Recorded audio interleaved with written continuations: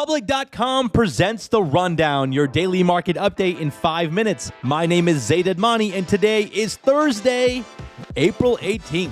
In today's episode, we preview Netflix's earnings today and what the most important metric investors care about. No, it's not profits or revenue. Also, semiconductor stocks have been down the last few weeks. Will the earnings from TSMC change that? And stick around to the end of the show for a super relatable fun fact. All right, let's go.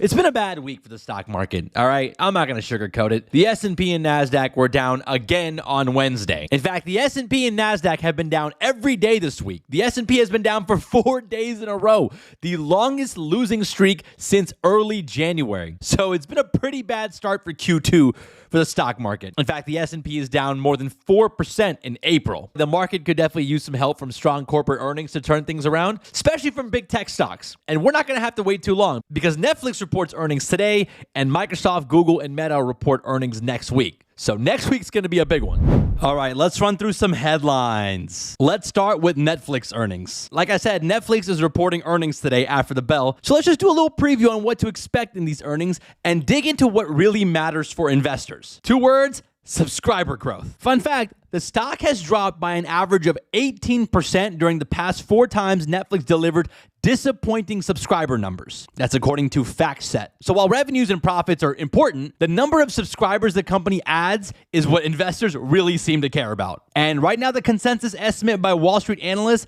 is for Netflix to add 4.9 million global net subscribers. And the 2 main drivers of subscriber growth are paid sharing plans and the ad-supported tier. Paid sharing plans launched back in May of 2023. This was Netflix's response to shared passwords. Shared passwords was a huge problem for Netflix. Netflix themselves revealed that they had over 100 million households that were using accounts that somebody else was paying for. I'm guilty as charged here, I'm not gonna lie. And it became even more urgent for Netflix after they saw subscribers loss back in 2022. So they started cracking down on password sharing last year, and that strategy seems to have worked. They've added 22 million paid subscribers in the second half of 2023. That is a record for that period. And one of the reasons for that is the launch of the paid sharing account. So if you've been sharing password with somebody, Netflix gave you the option to add an extra user for less than what it would cost them to just make their own account. And on top of that, Netflix launched an ad tier account, which they did back in November of 2022 in the US and 11 other countries. And according to the latest estimates, Netflix already has 23 million ad-supported subscribers as of January of this year. In fact, a few months ago, the company said 30% of new signups were for the ad tier. It's much cheaper than a normal Netflix account, costing only $7 a month. It's become a good way for Netflix to reduce churn and add new subscribers. But it's still not a significant source of revenue yet. But that could change soon enough. We're actually going to interview Mark Mahaney, who is a tech analyst from Evercore ISI, on the Leading Indicator podcast tomorrow. Check the description to subscribe to that feed. He's been a top-rated tech analyst on Wall Street for over 20 years. So we're going to ask Mark about his thoughts on Netflix. If you have any questions that we should ask Mark,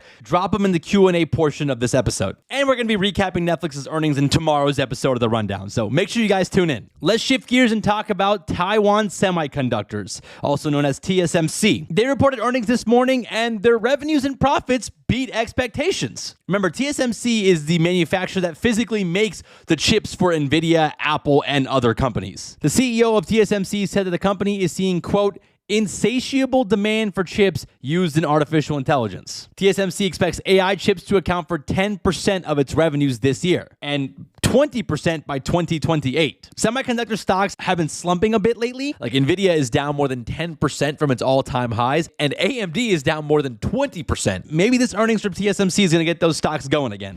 Let's talk about some stocks making moves today. eBay is up almost 4% this morning after the stock was double upgraded by Morgan Stanley. Morgan Stanley raised their rating for eBay from underweight to overweight, citing a strategy shift by the e-commerce platform that favors a site-wide enhancement. And part of that enhancement is AI, of course. The analyst from Morgan Stanley thinks that these AI features will elevate eBay's capabilities. On the flip side, company not doing so good this morning, Tesla. Tesla shares are down more than 2% this morning after getting hit with a downgrade from Deutsche Bank, which lowered its ratings from buy to hold. The analysts at Deutsche Bank are concerned about timing of the Model 2 rollout, which might be delayed beyond 2025. We talked about Tesla a lot. They're dealing with a lot of challenges right now. Their deliveries are slumping. Demand seems to be drying up for EVs, and they're facing more competition in the US and China. So we'll see what happens with Tesla over the next few months. All right, let's wrap the show with a fun fact. And today's fun fact is so relatable. It's about super yacht sales. Super yacht sales were down 17% in 2023. Last year, only 203 super yachts were sold. Compare that to 245 in 2022. But I think 2001 was the peak of super yacht sales, where there was 313 super yachts sold that year. Now, one reason for the drop in sales is because the Russian buyers are dropping out of the market due to the conflict in Ukraine. And according to the data, Americans account for nearly 25% of all super yacht sales last year. So yeah, very relatable stuff. I bet we see a lot more sales in 2024. You know, the market's up big this year and crypto making all-time highs as well. We'll keep a close eye on super yacht sales for you guys and let you know how things went at the end of this year.